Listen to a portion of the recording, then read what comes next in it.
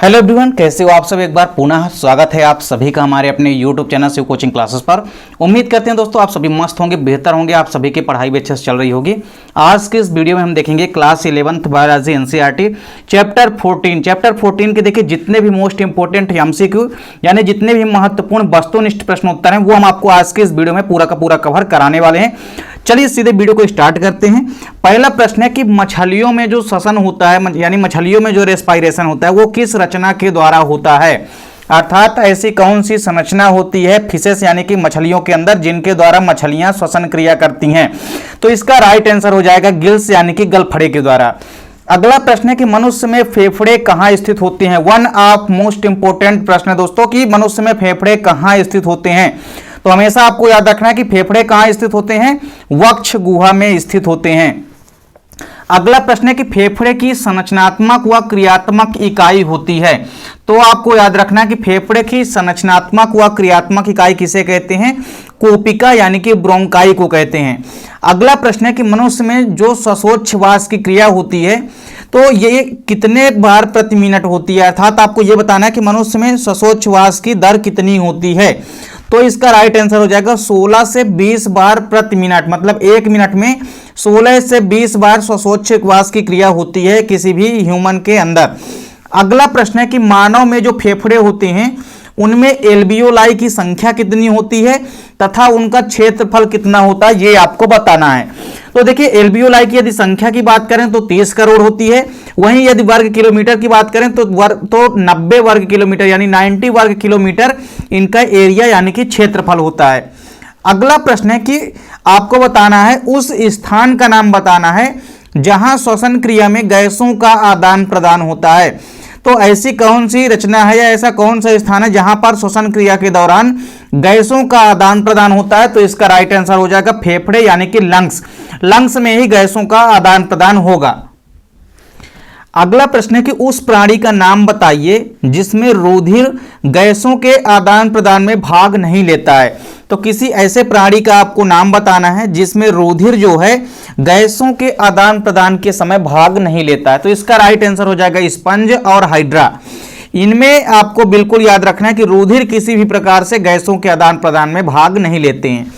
अगला प्रश्न है कि एक सामान्य श्वासोच्छ्वास के दौरान अंदर ली गई वायु तथा बाहर छोड़ी गई वायु के आयतन को किस शब्द के द्वारा जाना जाता है। तो इसका राइट आंसर हो जाएगा प्रवाही आयतन। प्रवाही आयतन कहा जाता है यदि श्वासोच्छ्वास के दौरान अंदर ली गई वायु तथा बाहर छोड़ी गई वायु के आयतन को बात करें तो इनको हम प्रवाही आयतन के नाम से जानते हैं। अगला प्रश्न है कीटों के श्वसनांग का नाम लिखिए, अर्थात कीटों में श्वसनांग कौन सा होता है। तो इसका राइट आंसर हो जाएगा ट्रैकिया। क्या हो जाएगा, ट्रैकिया।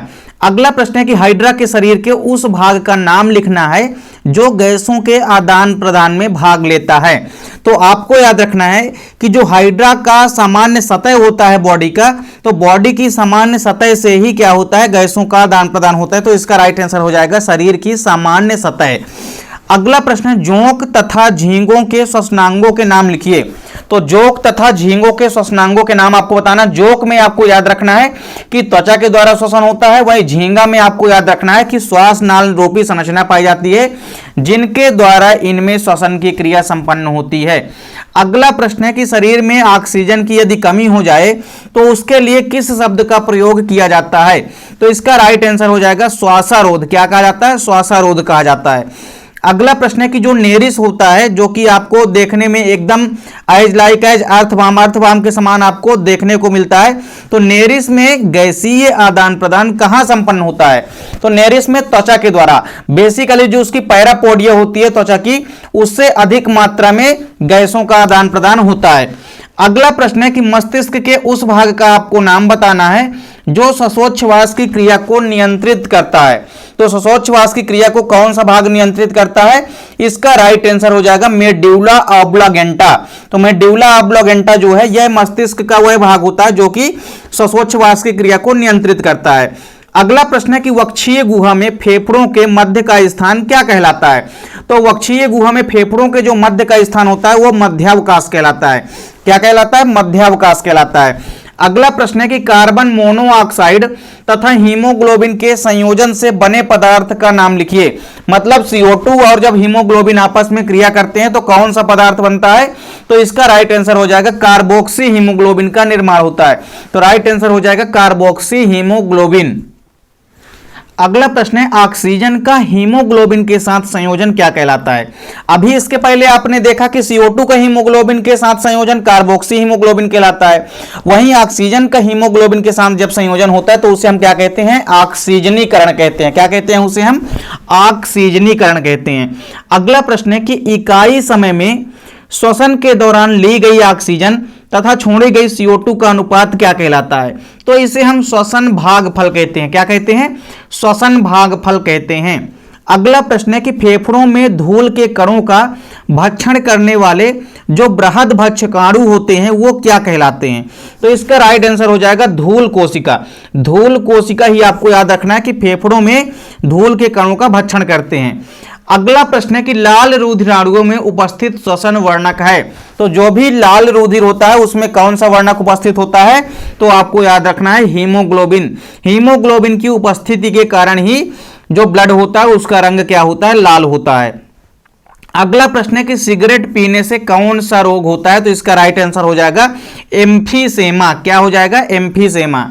अगला प्रश्न है कि रुधिर का पीएच घटने पर श्वसन दर हो जाती है। तो रुधिर का जब पीएच मान घटता है तो श्वसन दर क्या हो जाती है? कम हो जाती है। अगला प्रश्न है कि मानव के जो फेफड़े होते हैं, मानव के फेफड़ों में कुल पिंडों की संख्या कितनी लिखना है? मतलब पिंड का मतलब यहाँ पे है कक्षों से। तो फेफड़े में कुल कितने कक्ष होते हैं? तो आपको याद रखना है 5 कक्ष। एज ए ह्यूमन यहाँ पे बात की गई है तो मानव में 5 कक्ष होते हैं, क्योंकि एक फेफड़े में 2 कक्ष और एक फेफड़े में 3 कक्ष होते हैं। तो टोटल हो गए 5 कक्ष, यानी 5 पिंड होते हैं। अगला प्रश्न है कि रुधिराणुओं में CO2 का परिवहन होता है जो वह किस रूप में होता है? तो रुधिर में CO2 का परिवहन हमेशा बाइकार्बोनेटों के रूप में होता है। अगला प्रश्न है कि जैविक ऑक्सीकरण में ऊर्जा किसके रूप में उत्पन्न होती है? तो जब भी जैविक ऑक्सीकरण की बात आती है ऊर्जा हमेशा आपको याद रखना है कि लैक्टिक एसिड के फॉर्म में रिलीज होती है। तो यहां पे देखिए जितने भी इंपॉर्टेंट वस्तुनिष्ठ प्रश्न उत्तर हैं चैप्टर 14 के, उम्मीद करता हूं कि आपको समझ में आ गए होंगे। दोस्तों उम्मीद करता हूं वीडियो अच्छी लगी होगी। वीडियो अच्छी लगे तो लाइक और कमेंट जरूर कीजिए, साथ ही साथ दोस्तों के बीच ज्यादा से ज्यादा वीडियो को शेयर कीजिए। चैनल पे यदि नए हैं तो चैनल को सब्सक्राइब अवश्य कर लें, साथ ही साथ बेल आइकन प्रेस कर लें। मिलते हैं नेक्स्ट वीडियो में, तब तक के लिए जय हिंद, वंदे मातरम।